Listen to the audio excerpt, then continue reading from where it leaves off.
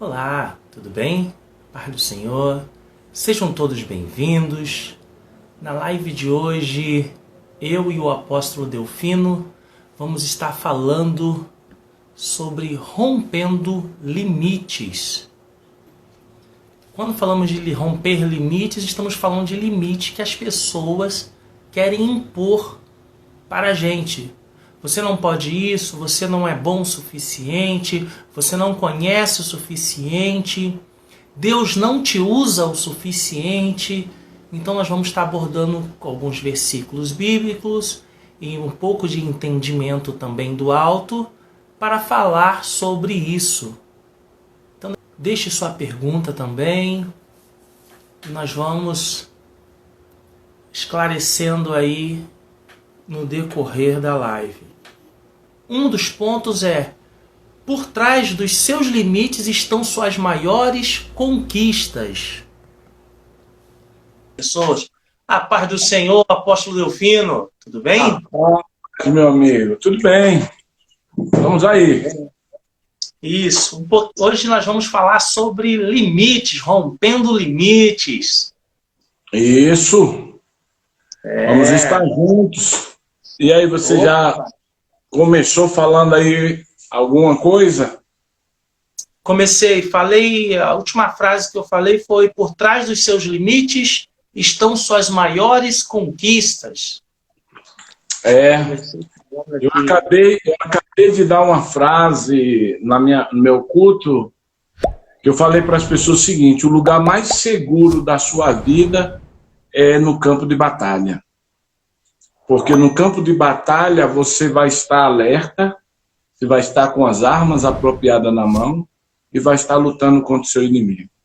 O lugar mais que você tem que se preocupar, achando que é um lugar mais seguro, são os lugares das suas mesmices, esses são os lugares mais perigosos. Então, quem Está sonha em desarmado. romper... Hã? É o lugar que você está desarmado, né? É o lugar que você está desarmado.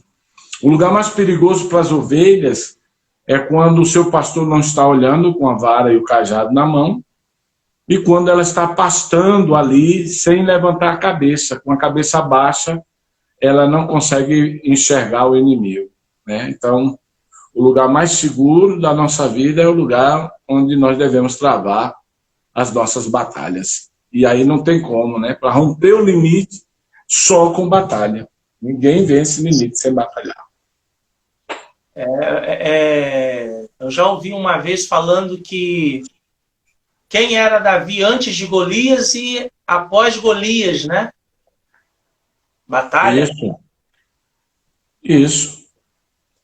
Davi era o entregador de marmita antes de Golias. Depois de Golias, ele vira um guerreiro, um vencedor, tanto que a Bíblia chega a dizer o seguinte, que Davi matou Saul mil, Davi seus 10.000, né?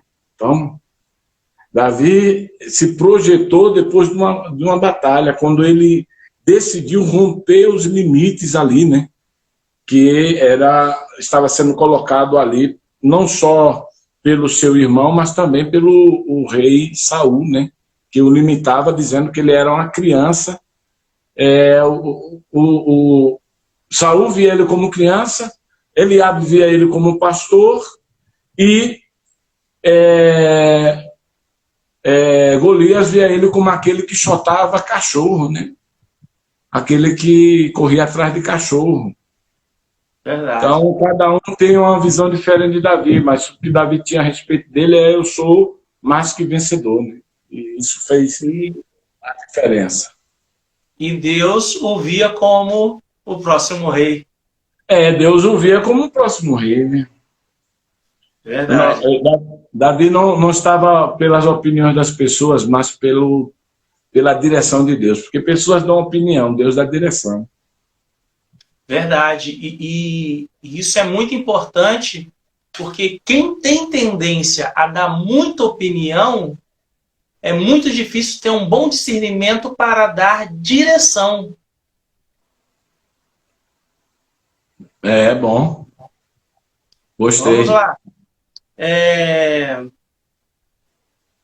Um problema que temos também é experiências passadas que impedem a gente de viver o melhor momento da nossa vida. Por exemplo, uma referência quando Paulo orou 3 vezes pedindo que lhe tirasse o espinho na carne. E o Senhor respondeu, segundo os Coríntios 12, versículo 9, minha graça é suficiente para você, pois o meu poder se aperfeiçoa na fraqueza.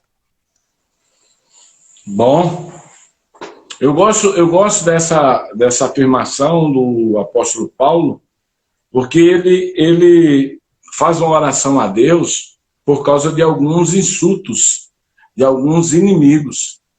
E aí, quando ele está insultado ali por alguns inimigos que não confiavam nele pelo passado dele, né, um passado criminoso de matar cristãos, de perseguir os cristãos na época, aí qualquer um cristão que olhava para ele ficava como muitos que olham hoje, né? Ah, mas será a cara dele? Eu não sei, será que é de Deus mesmo? Não é? Ficar trazendo um espinho, né, cutucando a fé e a determinação de Paulo. Só que Paulo estava a fim de romper o limite, e ele encontrou o rompimento do limite quando o próprio Deus chega para ele e diz para ele, olha, a minha graça te basta. E o meu poder se aperfeiçoa na sua fraqueza. Ou seja, o poder de Deus de romper, de não deixar que aquela situação dominasse a vida dele, mas ele romperia, né, para construir o que Deus havia dado para ele construir, foi de imediato através do poder que se aperfeiçoa na fraqueza, que faz você romper a fraqueza, romper o limite. Eu anotei uma outra frase. As suas limitações revelam sua necessidade de Deus e não sua estação final. Por trás das suas fraquezas está a sua melhor versão. Êxodo 14, 13. Moisés respondeu ao povo, não tenham medo, fiquem firmes e vejam o livramento que o Senhor lhes trará hoje, porque vocês nunca mais verão os egípcios que vêm hoje. Bom, eu gosto dessa declaração, porque essa foi a única declaração que Moisés falou depois que ele assumiu o que Deus havia dito para ele em Êxodo 7. Êxodo 7 traz uma revelação mais poderosa demais. Porque lá em Êxodo 7, Deus disse para Moisés, Moisés, você será como Deus. E lá está Deus com letra maiúscula sobre o faraó. Por isso que Arão era como um profeta, um que falava por Deus. Moisés era o Deus e Arão era o profeta. Então, em toda a história, Moisés ainda não tinha se posicionado como Deus. Foi a única hora, quando ele está sendo ali coagido, que o Mar Vermelho está na sua frente, os inimigos atrás, que ele levanta ali a cabeça, em Êxodo 14, e ele chega a fazer essa declaração, dizendo, os inimigos que agora vês, nunca mais verás. Ele assumiu aquilo de Êxodo 7, assumiu o papel de Deus contra os inimigos e declarou o fim dos inimigos. E quando ele declara, ele rompe os céus, o céu. Por isso que quando ele vai orar a Deus, e Deus diz, porque o Senhor ora a mim, diga agora o povo que marcha. Por quê? Porque você acabou de dizer que os inimigos não iam ver mais. Então, acredito no que você disse. Rompa o limite da sua crença. E isso é tão importante que se a gente ouvir e não tomar como verdade para romper, nada acontece. Por exemplo, se o povo não obedece à ordem marche, e se muitos outros não tivessem a ação de obedecer com atitudes. Porque eu lembro de uma vez o senhor falando sobre, olha, deseja muito, mas não tem ação para fazer nada. E da mais recente, Deus não trabalha em cima de suposições, mas em cima de ações. Então, isso marcou muito porque nós ficamos supondo muito, e se eu fizer isso, e se Deus é comigo, mas ele já falou que está contigo. Se você não o abandonar, ele não é contra, ele é a favor, ele quer que nós cresçamos. Graça, conhecimento, discernimento, que está muito abandonado hoje em dia, né?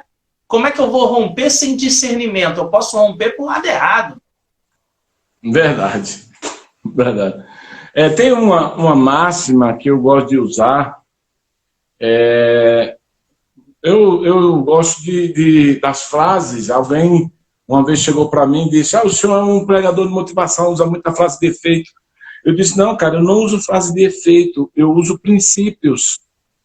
Eu quebro regras e estabeleço princípios. Porque os princípios são mais poderosos que as regras. As pessoas não conseguem romper o limite porque ele vive de regras e não de princípio. Porque o princípio te faz transbordar e avançar os limites. Quando você tem um texto fabuloso lá no Salmos 23, que o Senhor Jesus diz bem assim, através do Davi, quando ele diz: unge a minha cabeça com óleo e o meu cálice transborda. O que era que Jesus estava dizendo? O que era que Davi dizia pelo Espírito Santo naquela revelação? Um copo tem 300 ml, em média, 300 até 500 ml. Não tem copo de 1 litro, já é uma jarra. Mas um copo de 500 ml, o máximo. Alguém chega e diz, o que Davi estava dizendo é o seguinte: me deram o limite eu só posso ir até aqui. Mas se o Senhor ungir a minha cabeça, eu vou transbordar os limites. Então, unge a minha cabeça com óleo, o meu cálice transborda, ou seja, o cálice não será limites para mim, porque eu vou transbordar. Então, a vida de muitas pessoas, elas estão aprisionadas e elas não rompem o limite justamente por causa dessa falta de unção que impede ela de transbordar ao ponto de passar por cima da margem, passar por cima do limite daquilo que alguém estabeleceu. Então, esse salmo, ele fala sobre romper limites. Muito bom.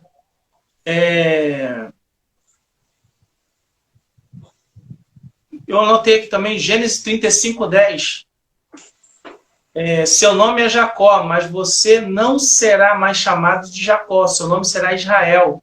Assim lhe deu o nome de Israel.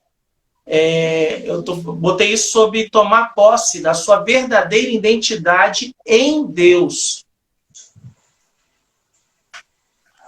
Toda vez que a gente vai falar de identidade, tem algumas coisas que eu acho interessante para falar sobre limite. Porque as pessoas, elas não... Hoje eu vejo muita gente falando sobre paternidade, mas não vejo pessoas falando sobre identidade.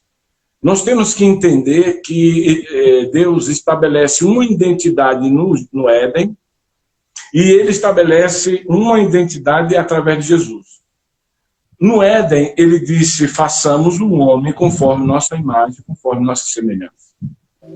Quando Jesus vem e ele agora restaura a imagem do homem que havia sido estabelecida, a identidade, ele diz: olha, todos quanto recebeu, ele deu o poder de serem feitos filhos de Deus aos que creem em seu nome. Aí Jesus vem e diz bem assim: eu vim restaurar a vida com abundância, João 10, eu venho trazer para você a vida com abundância, ou seja, ser abundante não é limitada. Ele veio restaurar a identidade. A questão é que as pessoas hoje, elas estão buscando paternidade, mas não buscam identidade. Se ela descobrir que a identidade dela é a mesma de Deus, isso quer dizer que ele tem poder de realizar, poder de comandar, poder de criar, poder na palavra, poder. Ele não vai viver uma vida limitada. Então, restaurar essa identidade ele ajuda a romper os limites que a vida colocou. E tanto é que tentam de toda forma fazer esquecer a sua identidade. Exatamente. Então, a guerra é essa, para você esquecer a sua identidade Nós dizemos que somos cidadãos dos céus e esquecemos a nossa cidadania. Não se comportamos muitas vezes de acordo com a cidadania que temos. Aí, escolhas erradas, caminhos errados, andamos por vista, não por visão. Isso tudo influencia na hora de romper. Porque quem não tem visão não rompe. Porque não vai acreditar. Não vai acreditar. Não tem como. E hoje as ideologias é justamente para tirar do homem. Paulo ele faz duas declarações. Uma vez ele diz, eu sou cidadão do céu, mas diante dos romanos ele disse, eu sou cidadão romano. Ele só estava dizendo que nós temos que entender, e é isso que às vezes muitos não entendem, a minha identidade do céu e a minha identidade humana. A minha identidade humana está no lugar pelo qual eu convivi. Então eu pego a essência, mas a minha identidade do céu, ela não tem medo da morte, não tem medo da dificuldade. Por isso que Paulo diz, eu aprendi a passar por necessidade, aprendi, por isso que eu posso dizer, tudo posso naquele que me fortalece. Ou seja, já não é necessidade que me limita nem abundância, porque o que a fé da identidade que eu tenho do céu é que eu posso romper. Como cidadão romano, eu só tenho direitos humanos. Mas quando a minha identidade do céu, cidadão do céu, eu tenho direitos divinos. Então, Paulo, ele separa. A minha identidade humana, romano, eu sou romano, cidadão romano. Como romano, eu tenho direitos humanos. Mas ele diz, eu sou cidadão do céu. Aí agora ele diz, eu tenho direitos divinos. Um homem que sabe a sua identidade, ele não vive limites, né? Verdade. Mais uma frase que eu anotei. O que dizem a seu respeito não combina com o que Deus diz sobre você. Falando sobre identidade. Certo. Repetindo Deixa eu dar uma frase aqui. Onde nós começamos na vida não é a nossa escolha, mas onde nós vamos terminar é nossa escolha. Sim, concordo plenamente. Eu não tenho como escolher quando eu cheguei, mas o fim, sim, o destino, sim. O Albert Einstein, ele diz o seguinte, você não é culpado de nascer pobre, mas você é culpado de morrer pobre.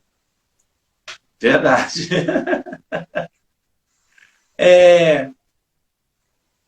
Deixe Deus transformar suas impossibilidades em milagres. Pegando um pouco lá de Romanos 6, né? Que ele ressuscitou dos mortos e a morte não tem mais poder sobre ele. E morrendo, ele morreu pelo pecado de todos, de uma vez só, e vivendo, vive para Deus. E assim podemos falar do leproso, podemos falar do paralítico. Não, vamos falar de Jesus no sepulcro, que a pedra não foi removida para ele sair, a pedra foi removida para quem estava do lado de fora entrar.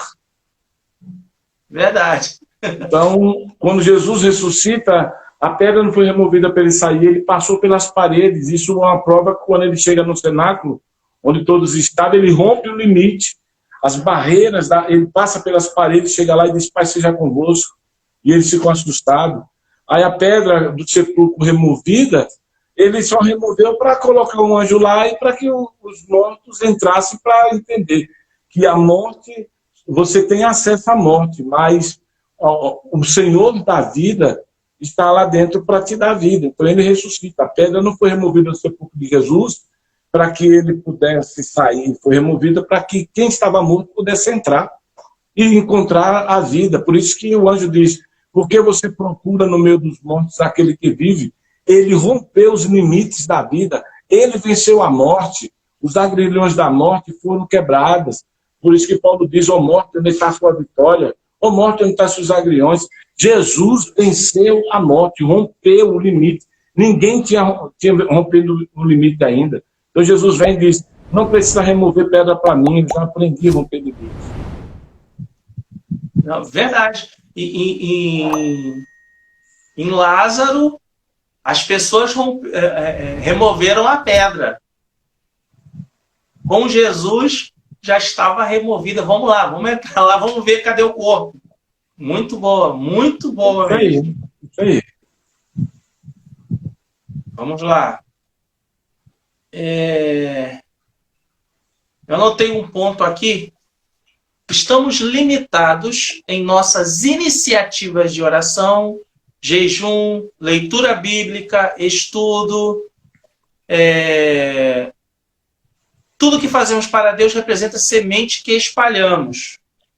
Isso, dou uma referência, mas digo isto.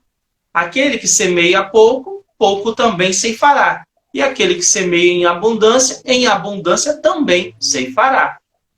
Porque muitas vezes nós estamos limitados na oração, a forma de orar ou a quantidade de oração. Não estou falando das vãs repetições, mas eu estou falando de quanto mais eu falo com Deus, mais íntimo dele eu fico. Mais natural torna-se um milagre para mim. Mais natural torna-se abrir uma porta onde não tem porta. Eu já fico esperando isso porque eu sei que andar com Deus, né? Aquela frase que eu falei um tempo atrás no Papo de Pastor, que eu escrevi lá, foi um dos maiores erros nossos é andar com Deus e esperar coisas comuns.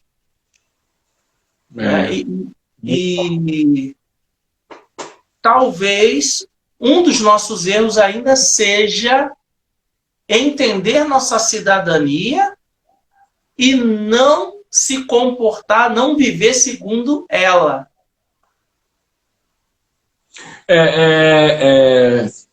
Deixa eu dar uma frase aqui, aproveitando.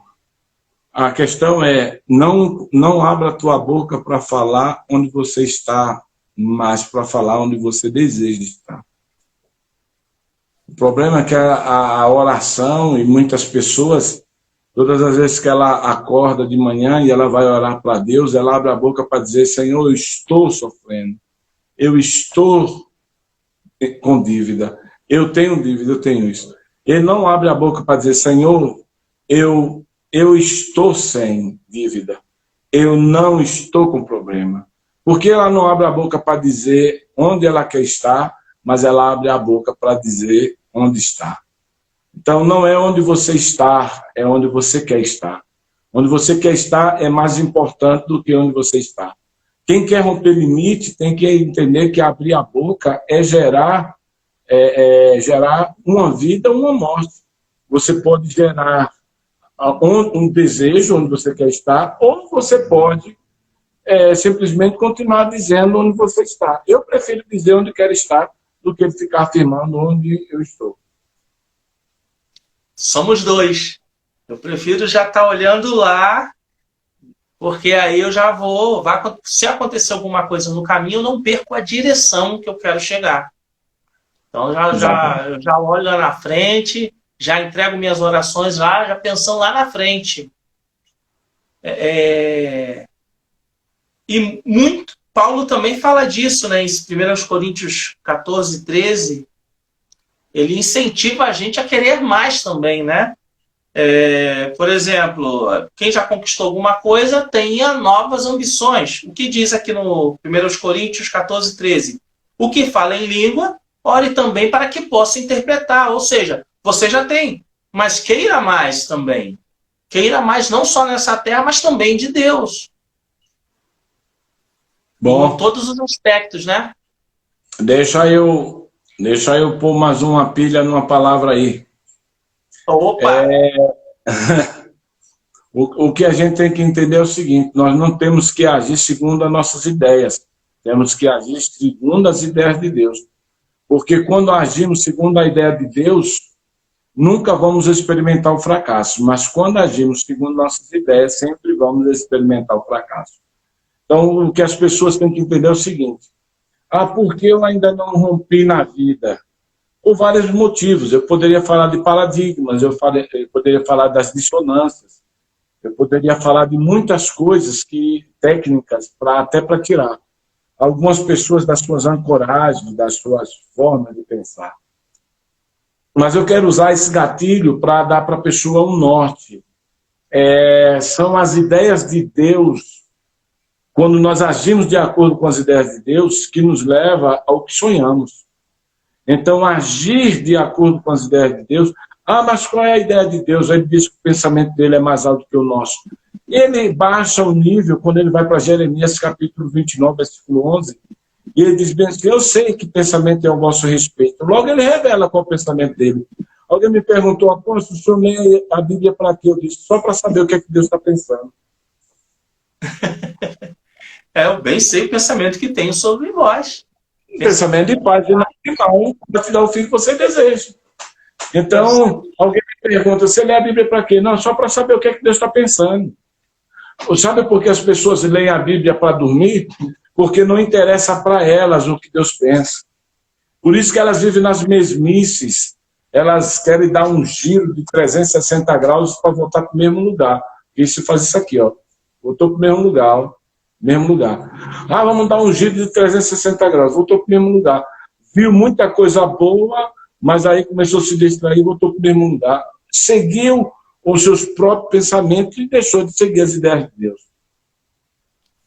Mas essa é boa. Ler a Bíblia para dormir é complicado. Quer dizer, eu leio para dormir, mas não leio para viver, para vencer, para conquistar, para romper, para me edificar, para me fortalecer.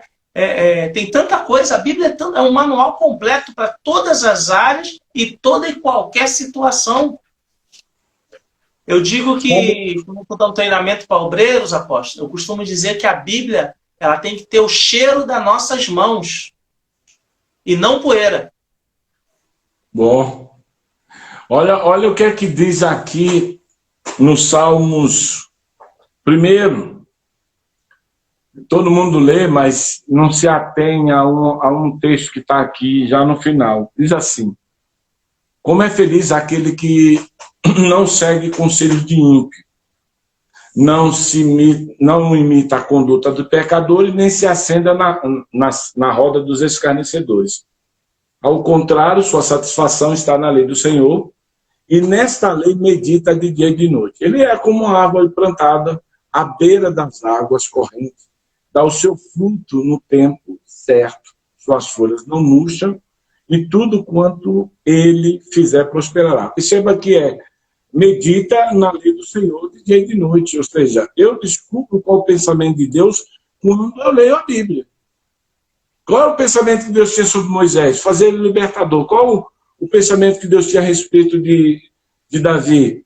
Fazer ele rei. Qual o pensamento que Deus tinha a respeito de Elias? Fazer ele o maior profeta, porque para o pior rei de Israel, que foi Acabe, Deus levantou o melhor profeta, que foi Elias.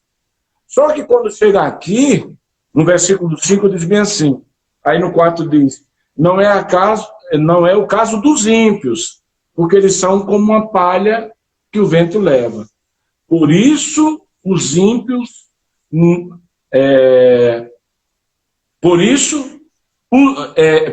os ímpios não herdarão. Mas eu gosto disso aqui. Por isso os ímpios. Tá, estamos muito longe? Melhorou. Agora chegou. Então, aí ele diz assim, o versículo 4, eu encontrei a tradução aqui, diz bem assim: os ímpios não são assim.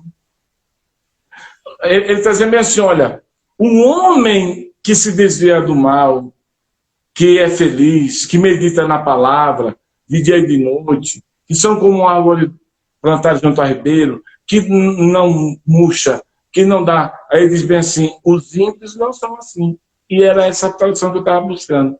Os ímpios não são assim por quê? Olha o que Deus está dizendo. O que ele está dizendo é que só existe um tipo de pessoas que que rompem limites, que não tem tempo ruim, que não tem estação que vem impedir ela de ser. Só os ímpios que não são assim. Então, quem não consegue produzir, quem não consegue romper limite, quem não gosta de ler a palavra, né, conhecer o pensamento de Deus, a Bíblia diz bem assim: só os ímpios que não são assim. Aí. E também são mais prudentes, né? Está na Bíblia, né? Mas Quando nós vamos ler Salomão, quando ele diz bem assim, não seja demasiadamente justo nem demasiadamente ímpio, é porque ele viu que um ímpio viveu muito, um justo viveu pouco. Aí ele disse, na sabedoria, disse, olha, não vá achar que se você for ímpio, você vai viver muito porque o outro viveu. Não. E também não vá achar que você, por você ser justo demais, você vai viver pouco como o outro viveu. Então ele diz, tem equilíbrio. Equilíbrio é o que falta na vida das pessoas, por isso que elas não rompem limite.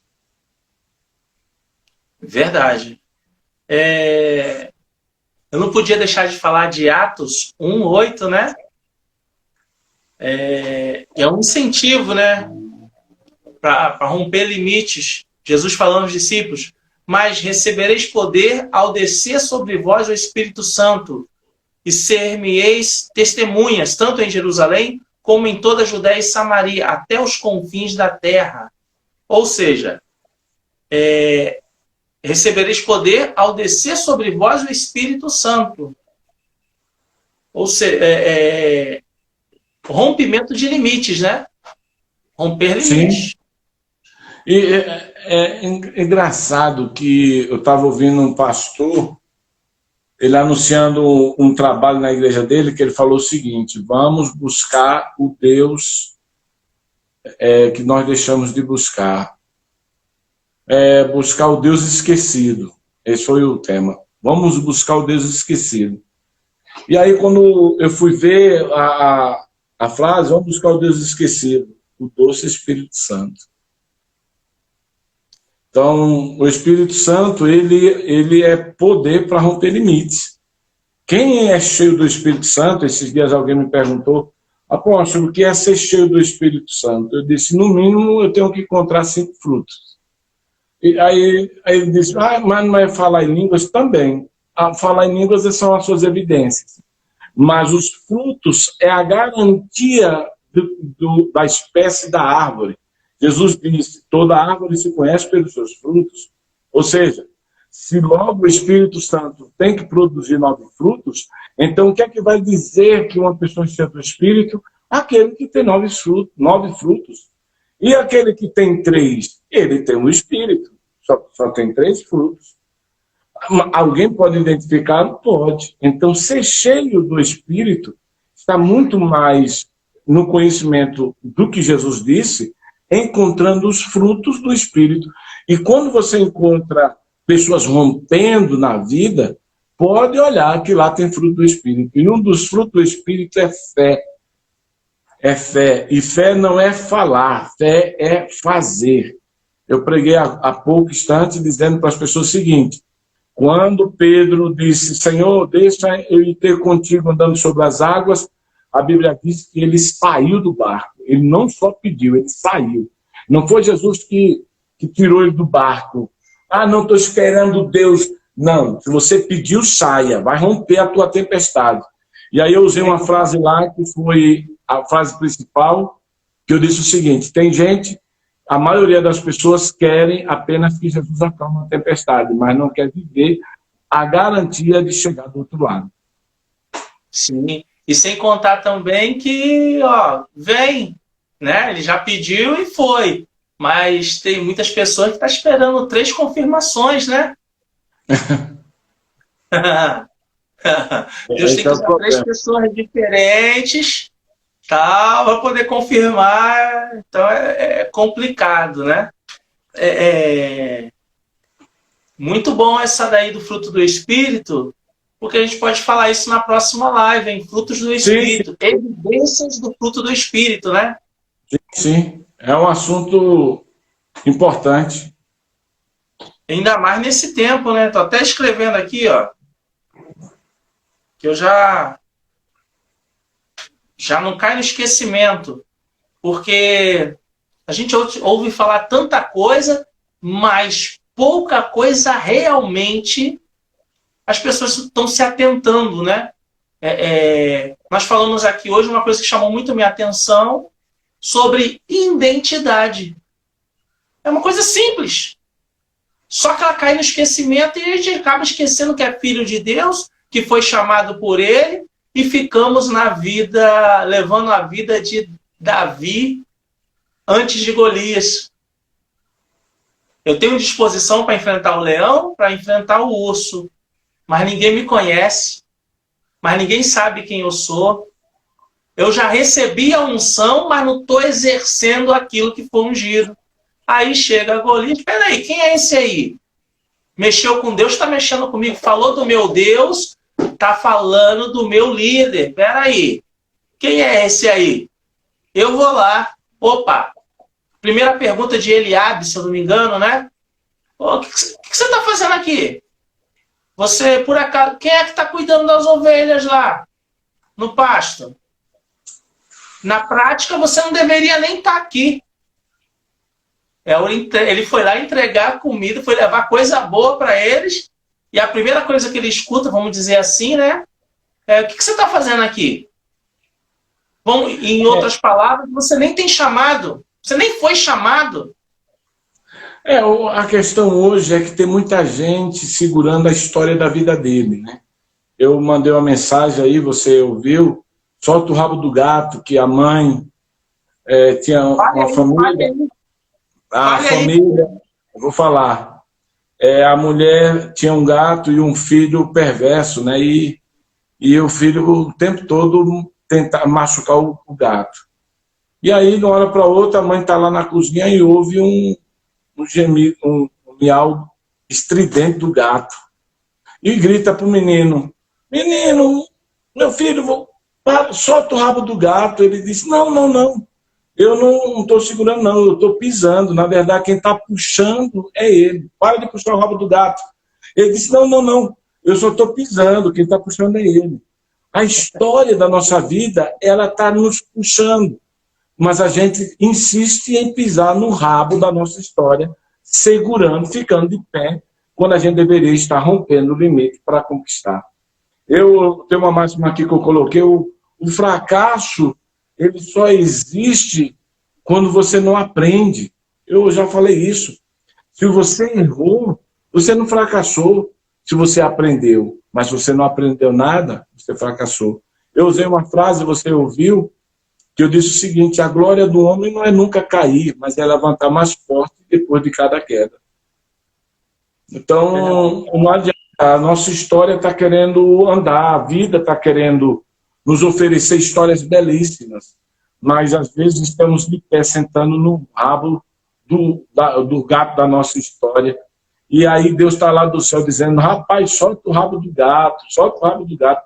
Aí a gente diz: não, eu só estou pisando. Mas, rapaz, não foi para isso que você foi chamado. Você foi chamado para soltar a vida e não para retê-la, né? Verdade. E voltando a uma das lives que nós falamos sobre o preço do perdão, né? As pessoas rompem o relacionamento com Deus e fica pisando no rabo do gato dos outros. A vida porque perdão é estabelecer relacionamento.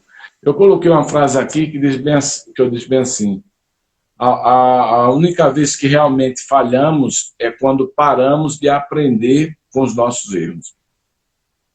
Verdade. Pura verdade. Um outro ponto, falando da mesma linha, tem pessoas que são, como é que se diz? A propaganda é que são muito verdadeiras. Né? Muito verdadeiro, eu sou muito verdadeiro, tal. Só que quando você olha e troca em miúdos, na verdade não é verdade verdadeira, e sim ignorância travestida de verdade. Então, eu sou muito verdadeiro, mas eu só dou patada nos outros. E quando nós procuramos frutos do Espírito, aí entendemos que, a banca está vazia. Toda vez que a gente observa pessoas que querem romper na vida, toda vez que a gente observa pessoas que querem romper, elas querem romper a partir do que elas falam. Eu falei hoje na minha live, no meu culto em casa, eu falei o seguinte: quando Pedro pede, quando Jesus manda os discípulos ir para o outro lado, eles entram na história, né, para chegar para o outro lado, na promessa. Só que de uma hora para outra, o que é que o diabo faz? Ajuda a aumentar, intensificar a tempestade. Para quê? Para que você duvide da promessa. Ah, mas ele disse que a gente ia chegar para o outro lado e nós estamos parados no meio da tempestade. Só que aí Jesus, a Bíblia diz que Jesus querendo tomar a dianteira, lá em Marcos, querendo tomar a dianteira. E eu fui buscar o significado de tomar a frente, ou passar à frente, tomar a guerra, ou assumir a guerra, assumir a dívida, assumir o compromisso. Então, quando alguém dizia bem assim, eu vou tomar a frente desse negócio, eu vou tomar a frente da sua família, ela está assumindo, aí ela vira um escudo. Então, Jesus queria ser o escudo para aqueles discípulos chegar do outro lado. Ele queria chegar a tomar a frente. E, às vezes, as pessoas que querem romper, elas simplesmente só vê Jesus como fantasma, só vê Jesus como seres aleatórios. Ela não consegue, eu até coloquei lá, a pergunta que transformou a história de todos foi o seguinte: se é o Senhor, que dúvida infeliz, Jesus já viu a dúvida ali, já viu a descrença, se é o Senhor, me deixa aí ter contigo. Um outro problema que eu mostrei é o seguinte: onde estavam os outros quando viram essa ousadia e também não disse, deixa eu ir também. Por isso que na vida alguns vencem e outros não. Porque tem muitos vendo outros tomando iniciativa de romper o limite, enquanto outros estão aceitando a zona de conforto dele para viver nas suas mesmices sem chegar a lugar nenhum. Quem rompe os limites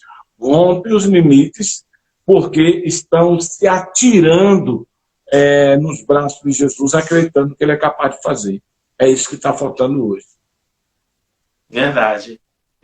Um exemplo disso, de determinação e progresso, no meu ponto de vista, tá?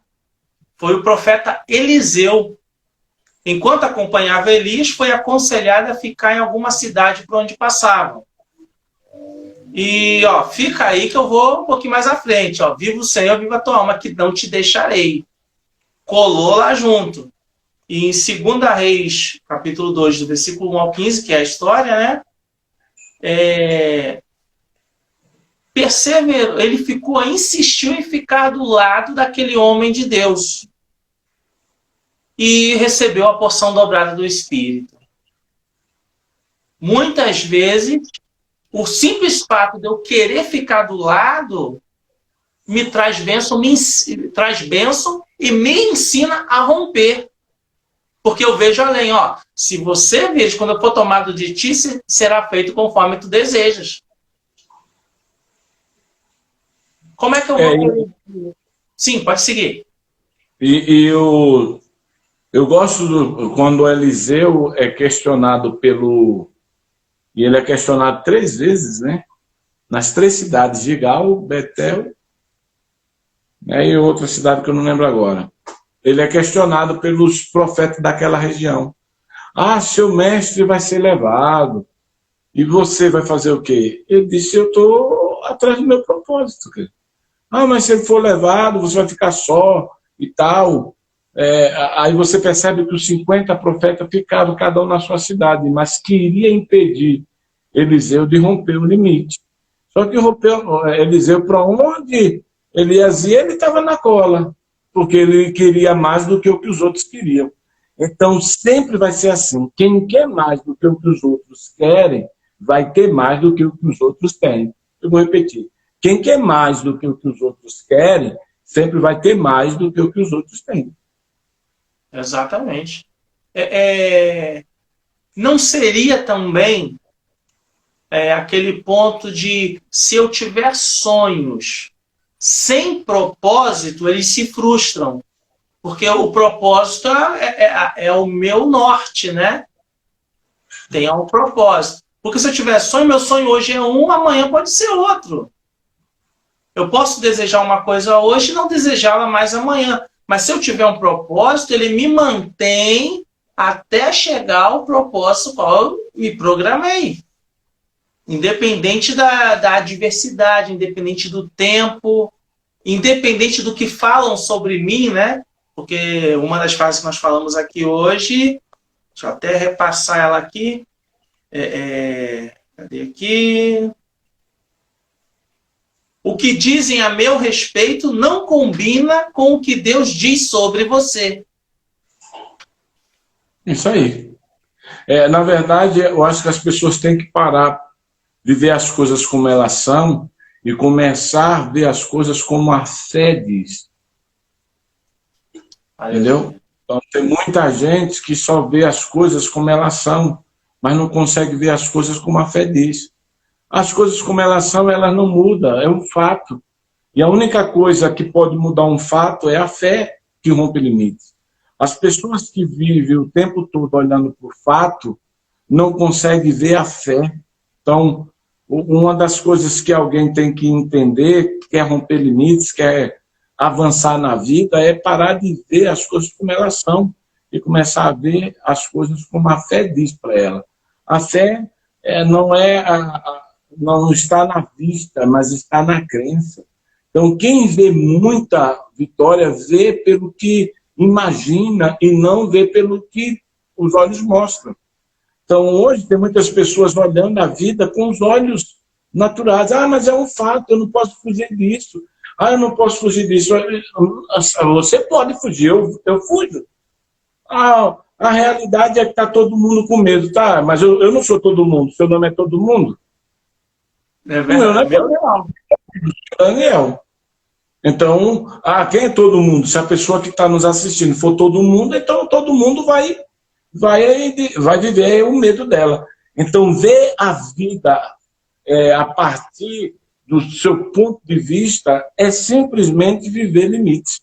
Mas ver as coisas a partir do ponto de vista dos olhos da fé, aí, meu irmão, não é fato, é milagre. Tem que começar a ver milagre, não fato. Quem fica procurando fato só vê dificuldade, mas quem vive procurando milagre só vê resultado. Até porque quem busca, encontra, né? Nessa mesma linha, muitos não dão valor para o que Deus falou, né? Ele prefere dar valor para aquilo que ele acredita. A minha realidade é essa. A fé precisa fazer sentido. E eu fico me perguntando sobre Jacó, quando ele teve aquela ação de fazer umas marcas numa vara, próximo ao bebedouro. Que sentido tem aquilo com nascer filhote malhado? A gente fica mais, né? Sim. O Labão havia mandado as ovelhas malhadas, salpicadas, 3 dias na frente. Deixou Jacó sem opção. Mas aí Jacó não olhava. Quando Jacó chegou e viu que não tinha mais malhada nem salpicada, ele disse, mas eu não posso ver com os meus olhos da fé. Meus olhos só vê o fato. Mas os meus olhos comuns, mas os meus olhos da fé vê o resultado. Então eu vou olhar para o resultado e não para o fato. Aí, quer dizer, se a gente for olhar qualquer lógica possível, não tem relação marcar uma vareta, um graveto e nascer filhote malhado. Muita gente está querendo achar sentido para ter fé. Não precisa ter sentido. Fé. É o firme fundamento das coisas que eu não vejo, mas estou esperando. Ou seja, tirar o olho do fato e olhar já realizado que Deus disse que vai fazer. Eu acho que Davi, quando chega na batalha, todo mundo via o gigante. Davi não via gigante. Davi via um adversário. A questão para muitas pessoas hoje é o seguinte: ela sempre vai olhar para a circunstância como um gigante. Por isso que elas não rompem. Não olhe para a circunstância como um gigante. Olhe para a circunstância como um milagre de Deus, né? Porque ele chega na batalha, está lá Golias. Todo mundo diz, ele é gigante, ele é gigante. Ele diz, mas não estou vendo gigante, estou vendo adversário. É mais fácil você enfrentar um adversário, porque você olha olho no olho, do que olhar como um gigante, que você não consegue nem olhar o olho dele. Então, Davi, não olhe para a sua adversidade como um gigante, olhe para a sua adversidade como alguém que está ali te afrontando, e aí fica mais fácil de romper. Por isso que Davi rompeu, porque ele rompeu porque ele não olhou para gigante, ele olhou para o adversário. É mais fácil de romper assim. Amém. É mais fácil, bem mais fácil. E no texto de Davi e Golias, dizem lá a altura do cara, diz o peso da armadura dele, a lança, tal, mas eu vou contra ele em nome do Senhor dos Exércitos. Se a gente disser isso para nossas limitações, nós vamos romper. Eu vou em frente, encarar minha limitação em nome do Senhor dos Exércitos e vou avançar. O problema é que todo mundo olhava para o que diziam do gigante, mas Davi olhava para o que Deus dizia dele. Então é importante isso. Olhar para o que dizem dos problemas é viver com medo, limitado como o exército de Saul. Mas olhar para o que Deus diz de você é mais fácil. Porque quando você olha para o que Deus diz de você, você não precisa olhar para o que as pessoas estão dizendo a respeito da dificuldade. É porque quando Deus diz a respeito de você, é verdade e dá certo. Mas quando as pessoas falam a respeito da realidade, é apenas história de conto de fada que não vai mudar nada. O que Deus disse para mim é mais importante, eu tenho identidade. Eu sou cidadão do céu e cidadão baiano. Opa, e eu cidadão do céu e cidadão carioca. Então pronto. É isso aí, é isso que nos une, né? É isso que nos une. Vida de propósito. Reverendo, estamos com 53 minutos. Eita. Passou rápido demais dessa vez. Muito. Já temos o tema da próxima, que vai ser bem interessante. Evidências do fruto do Espírito. Bom. Então, próxima quarta-feira, às 9 horas, nós vamos estar falando sobre evidências do fruto do Espírito. Conto com a presença de todos. Convide seus amigos para participar. A paz do Senhor para todos que estão online aqui com a gente. Vamos falar de fruto do Espírito, principalmente olhando para quais eles são. Tá? Porque muita gente diz por aí muita coisa que Deus não mandou dizer. Então, vamos falar o que a Bíblia diz. Não é verdade, apóstolo? Exatamente. Nós vamos mostrar que tem comportamentos que não diz que a pessoa tem frutos, né? Os frutos diz que tipo de árvore somos, já dizia Jesus. Eu costumo dizer o seguinte, o sucesso vem de pessoas que fazem coisas comuns como se ela fosse excelente. Aleluia! Muito boa. Muito boa. Apóstolo Delfino, muito obrigado. Se vemos na próxima quarta-feira, ou melhor, se vemos na segunda-feira. Segunda-feira. Às 20h20. Terça-feira vai ser 20 horas. Terça-feira, 20 horas. Na segunda-feira, 20h20. É isso? Muito bom, viu? Tô antenado. A 20 por causa do ano. Isso, muito bom. Ó, essa semana foi top, hein? Foi top. Tá, ó. Eu já tô ansioso pela próxima, porque tá sempre sendo melhor do que a anterior. Amém, que bom. Deus me deu, falei da teoria, e Deus agora está trabalhando na minha vida sobre a questão do objetivo do vencedor.